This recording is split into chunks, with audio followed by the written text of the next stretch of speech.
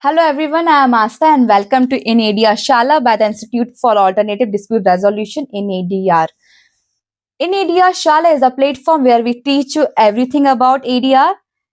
Here we make you to learn so you can apply the knowledge and you can grow with the knowledge. Lesson 1 is introductory session to ADR.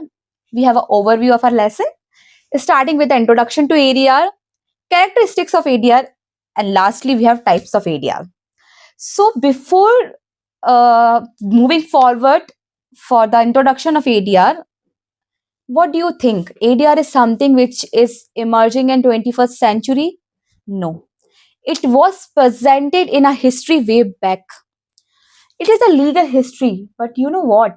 We had the ADR concept in the Hindu mythology. When there was a dispute going on between Pandavas and Kauravas, Lord Krishna went as a Shanti Doot. His role as a mediator was to make a settlement, negotiate between both the parties. He tried to put a settlement before the Duryodhana that you give the five villages to Pandavas. They won't ask for a whole kingdom. But Duryodhana denied that offer. And what happened? It went to a battle, and we have seen the consequences. In ancient era, when the parties or the people used to have dispute, they used to settle through the community based village panchayats. Then we had a little legal framework pre-independence, Bengal Regulation Act from 1772 to 1781, which was India's first formal area laws, which enabled the judges to refer the disputes for arbitration and making the award legally binding. We have Indian Arbitration Act 1899. It was India's first substantive arbitration law, but it specifically applied to the presidency towns, which is Calcutta, Bombay, and Madras. The Civil Code of Procedure 1908 in section 89 expanded the role of arbitration beyond the presidency town. It allowed the court to apply it nationwide. Lastly, we have Arbitration Act 1940. It was a unified arbitration law, but it was criticized because there was a high involvement from the judicial part, right? And you need a approval, court approval to make a award become final. Then post independence, we got Arbitration Conciliation Act 1996, which repealed the 1940 Act. It reduced the judicial interference. It formally recognized the conciliation, and also it mentioned that enforceability of arbitration awards as court decrees. Okay. Then we got Lok Adalat, also known as People's Court, under the Legal Services Authorities Act 1987. It is for the speedy, fast trial, which is informal, and the settlements under it is binding. And lastly, we have the amendment in the CPC in 2002, which reintroduced Section 89, which mandatory gave the direction to the courts to explore ADR option before proceeding with the trial. Now, when I am asking you that, what do you mean by ADR? I know many of you will answer with it is alternative dispute resolution. But I didn't ask you the full form of ADR, right? I asked you what is the meaning. Meaning means you have to define it. How will you define that? ADR is a alternate. ADR means the alternative dispute resolution refers to the various methods of dispute resolution to resolve the dispute outside the traditional court litigation, right? Then we talk about characteristics of ADR. What makes ADR so cost effective, less time consuming? Because of these features. We have one feature as voluntary. Why ADR is voluntary? Because parties are not forced to opt for ADR. Parties willingly, voluntarily choose to be in ADR, right? Then we have informal and flexible. Court proceedings are working in a systematic manner. Rules are rigid, but ADR is party oriented because parties are the one which communicate to each other, but with the help of the neutral third person, which will regulate or facilitate the conversation between both the parties.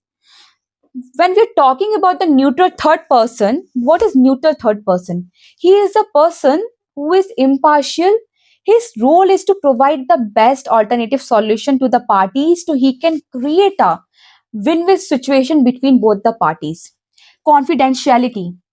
ADR protects the privacy of the parties. The parties which they can't speak in the court, they can speak in the ADR, but that conversation will not go out of that wall. Whatever you speak in ADR stays in ADR. Then we have preservation of relationship. When in court, the result can be like one party is winning and another party is losing, but ADR works on the different principle. ADR works on the win-win situation, right? ADR is oriented to preserve relationship. It believes that if parties are talking and if we are giving them the alternative solution to resolve the dispute, we can preserve their relationship. Last is finality. When parties are coming to a settlement, they're agreed to resolve a dispute without court interference, they come to a settlement which will be binding on both the parties. It will be in a written format and it will be signed by both the parties. Now, types of ADR.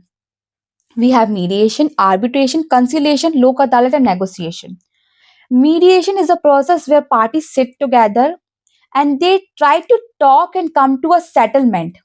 But the conversation between them will be regulated by the neutral third person known as the mediator, right? And secondly, we have arbitration. In arbitration, parties parties opt for the settlement modes with the use of the private judge. So basically, arbitrator will be working as a private judge, which will provide the settlement option to the parties to reach a settlement, right? Which will be known as award and it will be legally binding on both the parties involved in the dispute. Conciliation. It is another method of alternative dispute resolution where the parties try to communicate with each other with the help of the neutral third person conciliator, okay, to reach a amicable settlement, right? Lok adalat. Lok adalat is also known as a people's court. It is a informal proceedings for both the civil and criminal cases for the fast and speedy finishing of the cases. But the settlement done on the lok adalat will be binding on the parties. Lastly, we have negotiation. In negotiation, the involvement of third person is very less, or there is no involvement because parties directly communicate to each other to reach a settlement. That is negotiation. So, this is the end of our lesson. In our next lesson, we will be going in deep and we will be understanding a concept of Section 89 of CPC and the relevant case laws. Okay, and please do comment if you need any topics to be covered specifically. If you have any doubts, you can comment down in our channel. Thank you.